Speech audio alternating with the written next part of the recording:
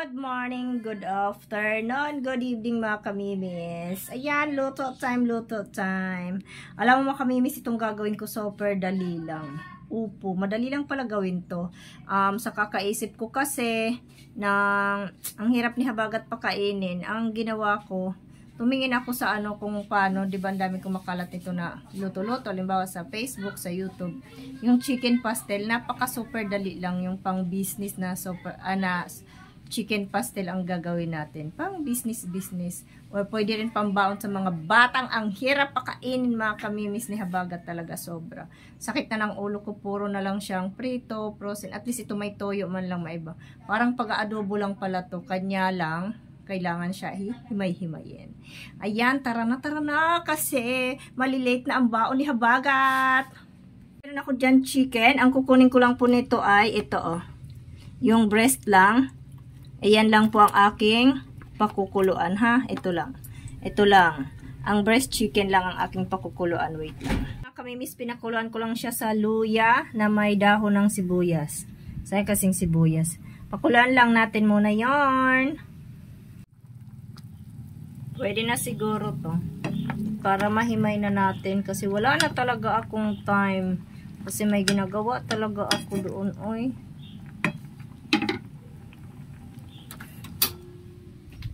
Ayan mga kamimis, so nahimay ko na dito lang sa part na to ang medyo hindi naman mahirap, matagal lang ng konti. Kaya kung nagmamadali, agahan nyo na. Ayan, mas maigi, mas maninipis po mga kamimis. Himayin lang. Ayan mga kamimis, umpisa na natin, mabilis lang to. Mabilis lang to masyado. Ayan, kung gusto nyo, konti muna ang mantika, pwede rin asabay nyo ng mantika na yan. Ayan. Siyempre, pag marami po kayo niloto, mas maraming mantika. Eh, hindi naman to ganong karamihan eh. Hindi pa pala mainit.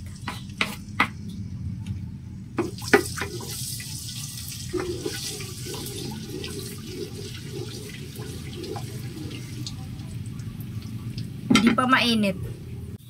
Ayan, lagay na rin natin ang bawang at saka sibuyas.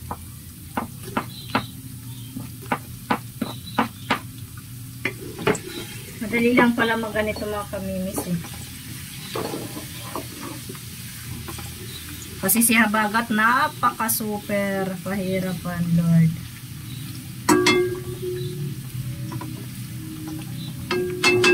Ayan, pabanguhin mo lang yan. Parang ang dami ng mantika ko pero okay lang yan. Then, lagay na natin ang chicken.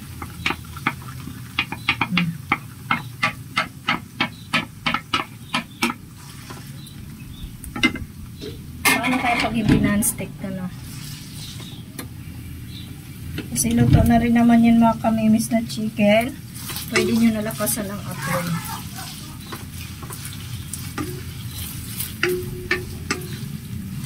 Brown lang natin yan. Nagisa lang natin ang konti.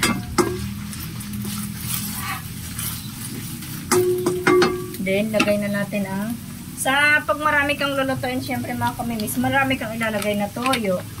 Diba? Or sukatin mo rin ang toyo. Kung gaano karami ang toyo mo, ganun rin karami ang suka mo. Pwede rin, kung wala kang oyster, wag na lang din.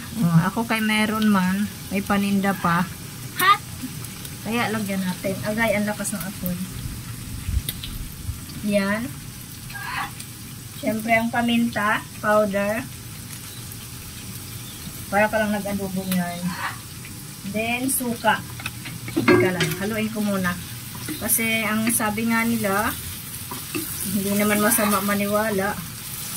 Once na maglagay ka ng suka, huwag mo na daw muna haluin hanggat hindi nawawala ang asim ng amoy ng niluluto para nga ba saan? Hindi ko rin gets. Natsig na naman ako ng ayan, lagayan na natin ang suka. So, ibig sabihin, antayin natin yan na mawala ang amoy. Kung gusto niya lagyan ng asin, okay lang. Huwag baka lang umalat. Siyempre, lagyan ko siya ng asukal, pang pabalance. Then, kung meron kayong pampalasa dyan, chicken powder, chicken cubes, tunawin nyo ako, ginisa mix lang. Ayan. Antayin lang natin. O, diba, so very easy ang ating, ay, shes, bas ko ba hinalo? Dapat hindi pala. Ayan mga kamimis, kung hindi pa kayo satisfied sa kulay, pwede mo dagdagan ng toyo. Ayan. Mag-uumpisa na yan siya, patostahin na natin yan siya. Wag lang naman yung sunog.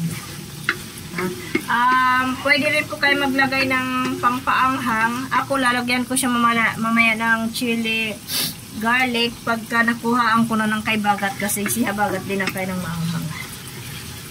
Mamaya ko na siya lagyan. Tikman nyo na lang po ang lasa. Kayo na bahala. O diba ang bilis lang. Sa paghimay lang medyo matagal. Antayin na lang natin yan siya crispy. Mag-crispy siya dyan. O nakukuntihan kayo ng mantika pa. Pwede nyo yan siya dagdagan.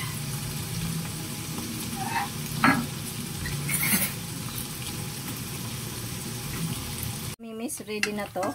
Okay na to. Kuhaan ko lang si Habagat kasi masyado na talaga ako nagmamadali. Luto na yan. Ang sarap palang bango.